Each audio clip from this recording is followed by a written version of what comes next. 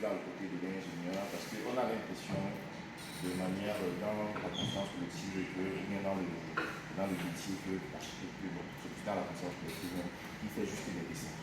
Comme a dit mon cher confrère ici, l'architecte apporte une solution à un problème. Moi, mon slogan, c'est la promesse d'une expérience. L'architecture qu'on propose doit procurer, ça fait un cadre d'expérimentation. Une maison, ce n'est pas juste un abri, c'est un cadre dans l'endroit où vous passez le plus clair de votre temps. Et si vous ne confiez pas ce projet à un architecte, ça sera un abri. Vous allez rentrer là-bas pour dormir et pour vous protéger de la pluie. Alors qu'un environnement qui est conçu par un architecte selon les règles de l'art, c'est un cadre d'expérimentation. Chaque espace de votre maison sera un endroit où vous pouvez partager des expériences avec votre famille. C'était pour un peu compléter son propos. Et il faut l'innovation. Et c'est là où on peut parler de la BIM, des IA, de toutes d'autres technologies.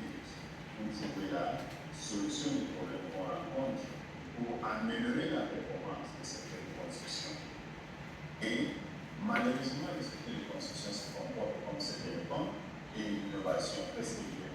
Souvent, il y a des gens qui utilisent le gros mot, le gros français, quand ils cherchent à faire des séminaires, ils disent que quand je présente des choses comme ça dans l'air, ça montre le secteur de construction est fractaire. Si je veux dire en anglais, résistant, il ne peut pas faire l'innovation.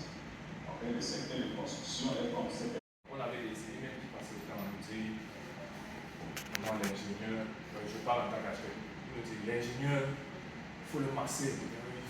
Donc ça partait un peu dans un point de vue conflictuel. Sauf qu'au fur et à mesure que tu avances, ça fait que après 5 ans que je travaille. Mais pendant ces 5 années, je crois que ça a été suffisant pour voir que parfois le conflit dans le domaine du BTP, surtout d'un pays qui cherche encore un visage, une identité dans la construction comme le Cameroun, ça ne sert à rien.